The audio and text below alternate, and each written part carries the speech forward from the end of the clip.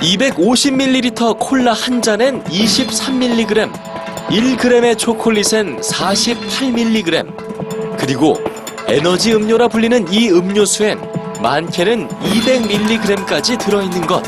네, 바로 카페인입니다. 여러분의 자녀는 하루에 얼만큼 카페인을 섭취하고 있습니까?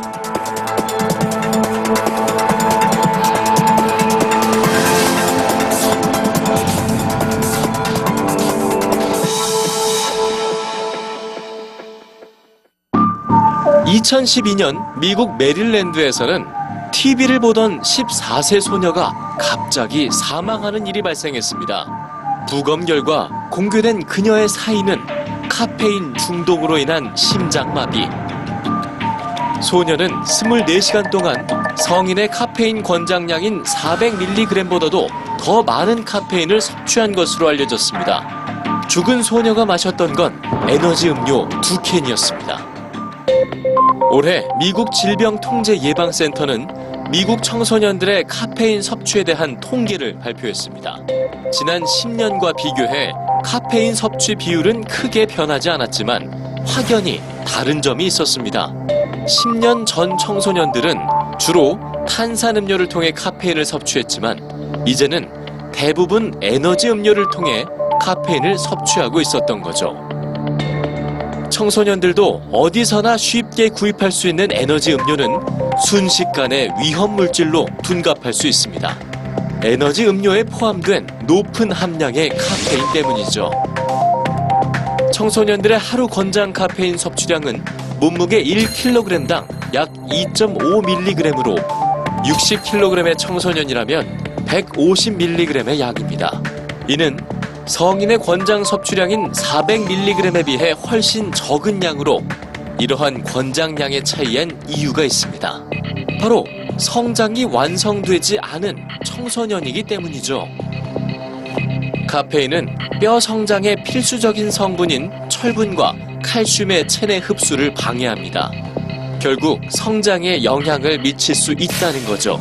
또한 카페인의 각성 작용으로 성장 호르몬의 분비가 줄어들 수도 있습니다. 고카페인이 함유된 에너지 음료가 어린이와 청소년들에게 미치는 영향을 연구한 논문에 따르면 심장병과 당뇨, ADHD가 있는 경우 특히 더 위험할 수 있다고 합니다. 그리고 특별한 질병이 없는 청소년의 경우에도 과다 섭취할 때는 뇌중풍과 돌연사를 일으킬 가능성이 있다고 경고합니다.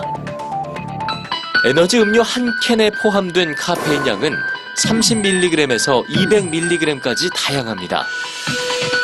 만약 200mg의 에너지 음료를 마셨다면 한 캔만으로도 하루 권장량인 125mg을 초과한 셈이 됩니다.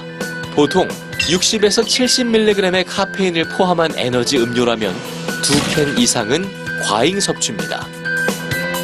미국 소아과 학회는 청소년들의 에너지 음료 소비를 규제할 필요가 있다고 주장합니다.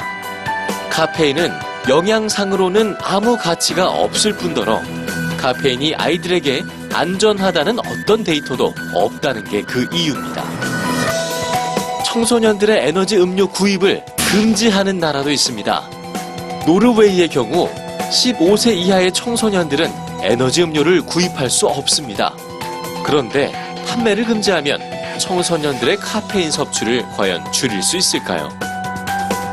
우리나라 청소년들의 39.6%는 한 달 동안 고카페인 에너지 음료를 마셔봤으며 그중 79.1%는 몸에 해로운 건 알지만 그래도 마시고 있다고 답했습니다. 청소년들이 감당해야 하는 교육 환경이 변하지 않는 한 청소년들이 카페인을 쉽게 포기할 수는 없을 겁니다. 건강의 문제는 단지 먹는 것에 머물지 않습니다. 무엇을 먹느냐의 문제는 우리가 어떤 사회에 살고 있느냐와 밀접한 관련이 있으니까요.